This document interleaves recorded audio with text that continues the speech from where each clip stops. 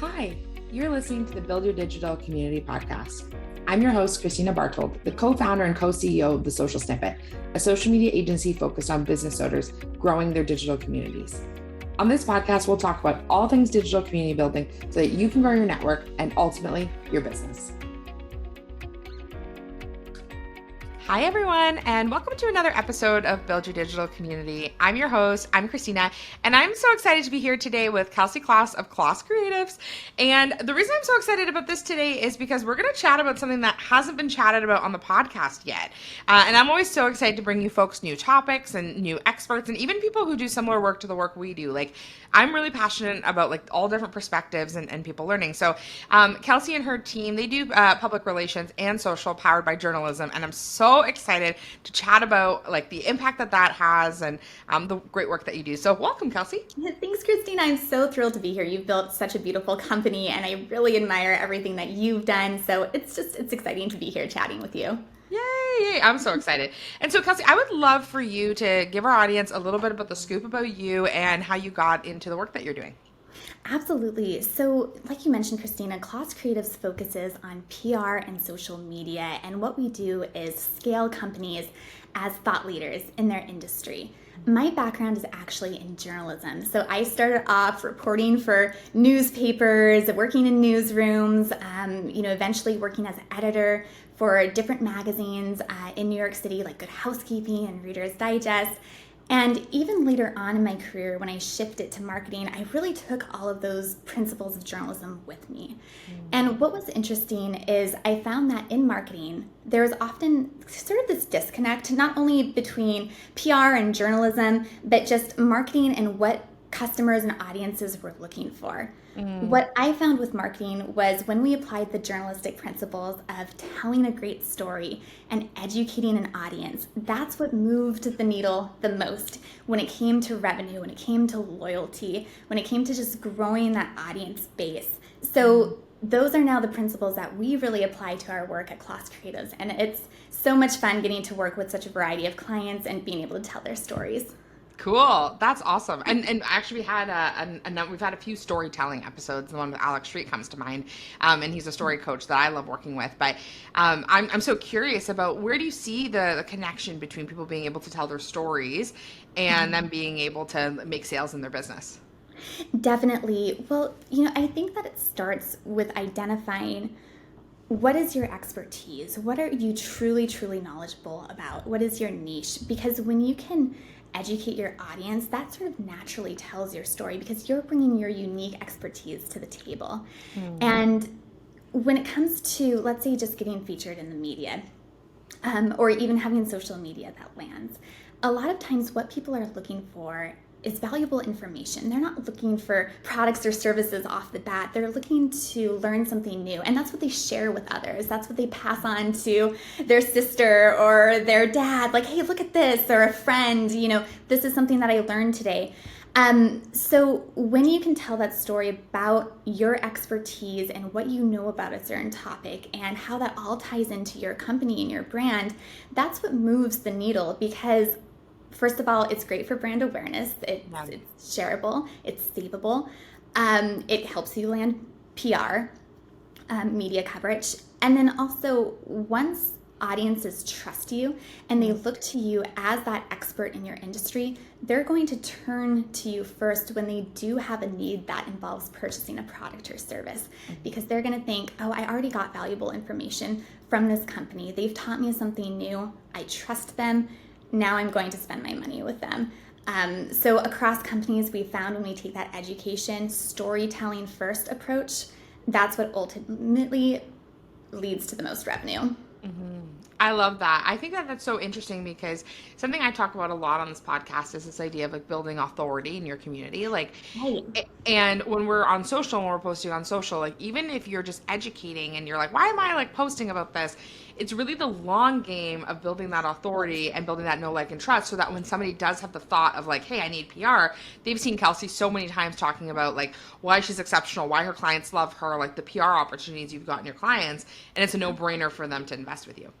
100%. And I've even done that myself. Certain social media accounts I follow just for the great information and for the education. And I never really had an intention of purchasing, at least right away. But then, a few weeks later, a few months later, it's like, oh, hey, they're the first ones that come to mind. And I go and I spend my money with that company.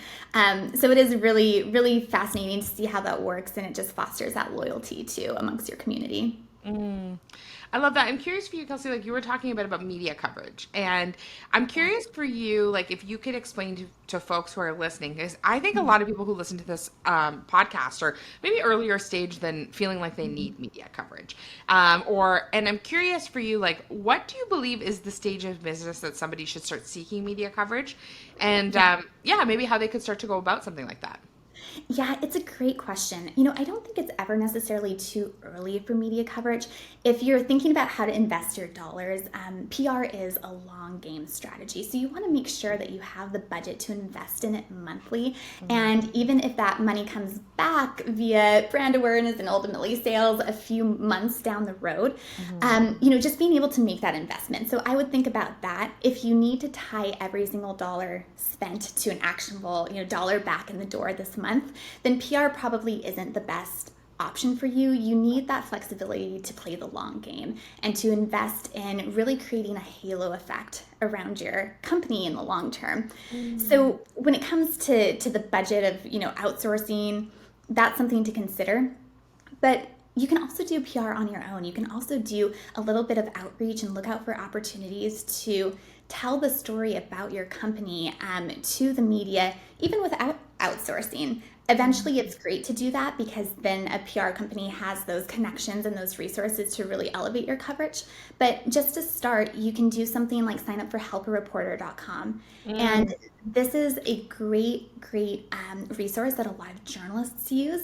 I still do some journalism work myself on the side for fun, and I use helpareporter.com when I need to find a source for something quickly. And what it is journalists will go there and they'll type in a query, I need an expert on this topic for this story. And usually it's kind of a quick turnaround because they're using helpareporter.com because they need that source quickly.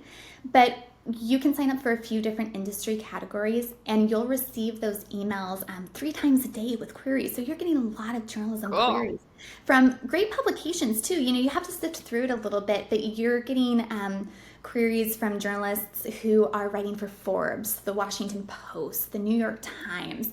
It's a really great resource. And what you can do is pitch yourself and say, hey, I saw that you're looking for an expert. Give your credentials very clearly, show why you're an expert in your space, whether it's a title or it's just experience that you have, a certain number of books you've sold, if you're an author, maybe an award that you've received. Show them why you're an expert in your area. Show why you can contribute to their story. And then maybe even add 2 to 3 bullet points of expertise on that topic that they can use as a quote right away. And sometimes it does take a little while. You might land the coverage right away or it might take a little longer, but it's just a great way to start forging those relationships with journalists. And it helps you also learn the best way to tell the story about your company and how to frame your expertise because you have to learn how to do it in different ways depending on the media need. Wow, so much gold there. That was awesome, Kelsey, because I think it's something that people can get really overwhelmed by, me included. I recently had an opportunity, actually through Entreprenista, to submit for Entrepreneur Magazine. And that was awesome. Like, it was a great opportunity. And I put together a video and I did the whole thing. And I was like, this is so cool. Like, this is so great. Yeah. But I don't want it to just stop there, right? But I've been like, oh, I just have to wait for another opportunity to come up. But it's amazing how we can kind of create some of those opportunities for ourselves. It's so true. And, I think a lot of times it does feel very almost nerve-wracking. It's like, okay, what am I going to say? Like, a lot of potential clients come to us too. Like, are we worthy of press coverage? You are. If you're an expert in any niche, you are worthy of press coverage. And you're really helping the journalists too, because having been on the other side of that newsroom table, I can tell you how stressful it is when you need to find a source and you're, a day away from your deadline and you're looking for someone who has great expertise on a topic. So as you come forth as that expert on that topic, you're helping them immensely. And you're really you're not only helping the journalists, but helping their audience as well. And that's something really exciting. Cool. Well, I'm curious because, like, okay, so when some of these people, maybe get an opportunity to share some insight with someone in the media, or they get a really cool opportunity like that, even if it's early stage in their business, how do they maximize that opportunity? Yes, that's such a great question. So what I would do is, prepare ahead of the interview. Sometimes they'll have you send quotes via email, which is great. You can shape them a little bit more that time, but a lot of times they'll want to talk to you in person to get more organic quotes that don't feel quite as stuffy. So even if you're writing them, just make sure it feels conversational and natural and not too much like a book report or too academic. But then if you're speaking to a journalist, either over video chat or on the phone, still prepare ahead of time and come with a few bullet points of short, succinct quotes that really pack a punch, that really get to the meat of the topic that you're talking about. And journalists love that because they're probably transcribing on their recorder or in real time. And while sometimes it may feel like more is more, like you want to give all the information possible on a topic because you want them to know everything and get the whole scoop, it's actually very overwhelming on the journalist side because then they have to not only spend more time transcribing your interview, but really sort through all of that material to get to the bottom line. Right. So what I would do to maximize your interview is come with the bottom line and go with that first. And then if the journalist has additional questions or you have additional time, then expand on it. So that way they have the short, succinct quote right away that they can use in their story. And then, they also have additional information if need be. And then I would say, if you have any other questions, I'm here and available for quick turnarounds. If you're ever on a deadline, here's my number, here's my email. Feel free to reach out. And if you do those things, you're really a fantastic source for the journalist, and it would benefit them to have you on speed dial as an expert for these topics. And a lot of times when journalists find a source that they like, they do keep going back to that same source. I've done it myself because they're just reliable. They're going to have great quotes. It's going to be a time effective interview, and it's great. So build those relationships by being a good source. I love that answer because I think that's one of the things we talk about a lot on this podcast is this idea of like building that community, building those relationships. And it's amazing how when you actually like invest in folks and you're like, even like my opportunity with Entrepreneur, like the person that coordinated it, she's like, oh, like let me know if you ever want to do something like this again. And I'm like, yeah, for sure, right? But Absolutely. but it's like when we make it easy for people to work with us and we like come prepared and we like are able to show that authority and that expertise, it can be really helpful.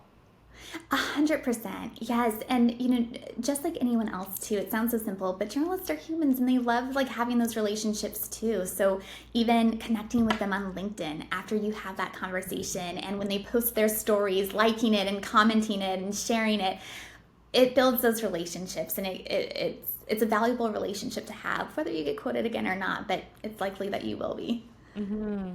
And would you recommend, so say that once you've provided this information, your article is live or whatever that looks like, your media piece is live, what would you recommend people do, like business owners do, to maximize the opportunity that they have that it's out? Definitely. So I think that you want to really think strategically about where your PR will drive to, because it's about brand awareness, right? Yeah. But then you want to move that audience down the marketing funnel and ultimately to conversion. So what I would think about is, even before you have the interview and you introduce yourself as a source, or you're having the conversation with the journalist, make sure you tell them where you want your title to link to, and think about where that links to on your website. Is it linking to an about page that then has a button to book a consultation with you? Does it link to a book that you've written that you want to drive sales for? As a source, you do have some flexibility to request those things. So think about what the ultimate goal of your PR is, and then position that in the title and how you're introduced as an expert. And you can even think too about, if you want to get more into speaking, for instance, and you want to get booked as a speaker, then include that in your title. You're not just a CEO of a company, you're also a speaker, or an author, or whatever it might be. And then make sure that the link you give to the journalist reflects that. Mm, and gives that new audience that's coming as a result of that brand awareness a place to go to as a next step. love that. Yeah, because I think it's hard in these situations sometimes, and I've experienced this too, where I've spoken somewhere or I've done something, and then I'm kind of like, how will these people connect with me? Like, how am Right. I Like gonna what like, now? yeah, like how will I? And often what ends up happening is I'll leave some cards and people will pick one up, or I'll like really try to gear people towards DMing me on Instagram or following me on Instagram, and that's great, but like it takes a while to get them in the email funnel or whatever that looks like. So I think Right. that's awesome, and I think that's also a great way too. Like if you're an expert on something and you're talking about it all the time, like how do you create content and quality content that people can use or download that makes them want to give their email address up. So I'm thinking like if you're providing a lot of value on social media, like maybe you and I would, it would be like, okay, how do we have PDFs ready that when someone comes to our website, we have something that they can download or a quick ebook they can buy or something that continues that relationship. Exactly. It's so true. I love that. Those are all great ideas, and it's even just having those extra resources available. And I think there's also something to be said too about just having that credibility on your website. Like if you on the flip side of this, even if it doesn't come directly from an article, if you have a quick quote in the HuffPost or the New York Times, or you contribute as an expert, that's really valuable because then on your website you can say, trusted by the HuffPost, trusted by the New York Times, and you can use that to boost your credibility as a trusted expert. Yeah. And that's fantastic for people who are coming to your website from other marketing channels like social media as well. Yeah, I can't say enough good stuff about that kind of way too when we talk about authority Mhm. building, right? Is like Yeah. being quoted or doing speaking in something. Like even I was at an event in Arizona recently, and they were talking about this concept of like big brand energy. And this woman was saying that she like goes to events, and she's super cool, but she goes to events and she brings her own videographer to events. Even if there is a videographer, she brings her own videographer. And this videographer will like film her speaking, will cut reels up that Mhm. day, Yeah. and because she's like, that's when people are most engaged with me. So people are going to be most excited to connect with me Amazing. if I'm posting that day. So I'm going to cut this shit up and I'm going to go hard. And then people do, and they respond to that. And then that adds right kind of into her funnel, right? So it's, I think, trying to figure out ways that you can maximize some of these things to help build that big brand. Because like I have friends who have been like New York Times bestsellers. You would never know it from their social media. Right, exactly. And having that cohesiveness between your PR strategy and your social strategy is so important too. Mm. One thing that we do for one of our clients who has a monthly baking demo segment on a TV show in the Pacific Northwest is we'll slice up those baking demos to create all these tips for reels. And her audience just loves those reels because it shows her and it positions her as an expert on TV, which is great on social too, because you're showing that audience that hey, this is also something that I do. And it's a great way for journalists and producers to discover you as well. But it's also serviceable content that you can repurpose for social. Yeah, I love that. And even I think too, like it's funny, and I don't know if this is always like the right thing, but sometimes there's things that you can do online that make you look like more of an authority than you are. Right. And I think some of these things are these things too, right? Where you contribute, and like I've known of people who will take a picture on a stage and they'll post a picture of a stage and you're like, oh, they're a speaker. And it's Right. like they're not a speaker; they were just on a stage. But we create these narratives about people based on their social, based on their websites, that Yeah. give us like a perception of the value that they provide in their business, whether that's right or wrong. Right. And I think that if you can do that in a genuine, authentic way, it's so great. And a lot of people tend to downplay their successes rather than to celebrate them enough. So while there may be, cases of kind of that inauthenticity, I think that, our listeners here listening, you're genuine and you're authentic and you have these great opportunities and points of expertise to really show what you're great at. So don't be afraid to flaunt a little bit, what you've done, because what I see is people tend to downplay it more so than anything. I know it's incredible. Like so, even so many of my clients, like they have like these amazing stories, or like they've built these like really incredible businesses, and I'll be like, sorry, you built a seven-figure business in 12 months? And they'd be like, yeah, but this is what's hard and this is what's hard. But it's like, no, like Right. celebrating some of those like really great milestones, and whether they're industry specific or not, can be so impactful. Definitely, it's so true and so important too. Yeah. How would you say, like, I'm just thinking about on the social media side, like, How do you think that that might differ from PR in the sense of being able to show authority in that space? I think there's a lot of similarities because in both cases, you're sharing your expertise on social media. Social media can almost be your own experimental quote unquote PR in a way where you show up as that expert and you film reels as though you're giving a Q&A or giving an Yep. interview. I think there's a lot of parallels between the two actually. And even when you think about some more modern approaches to PR. There's a traditional PR where you show up as a guest, let's say on a broadcast station, and you show up on set and you do a segment with them. But a lot of times now, there's also quote unquote PR opportunities with, let's say, a YouTube channel or an influencer who actually films their own segments. And it's not paid, it's not like a paid influencer partnership, but you show Yep. up as a guest on their channel. So a lot of overlap there. Yeah. I see that even with podcasting, like in a big way. It's like a huge piece of authority building I've been able to do, but also Mhm. see in clients is like them building their own podcasting platforms and inviting authority, like other guests of authority, and then borrowing their audiences, which is really impactful for them. Definitely 100% starting your own podcast.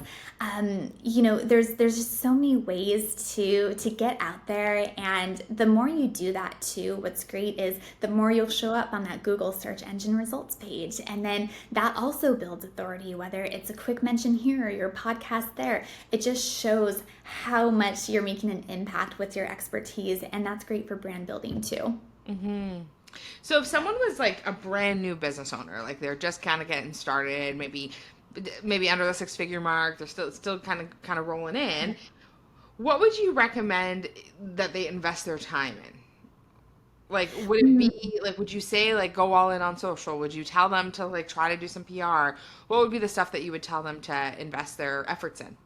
Yeah, it's a great question. And I think that, when you're first launching a company, brand awareness is so Mm, important. But you're also, you're working with a smaller budget probably, right? So it's kind of this, you have to watch your budget. But I think that if you can invest in social media and a very targeted PR strategy, even if you do mm, that strategy yourself, that can be a great way to get the word out about your company, kind of top of funnel.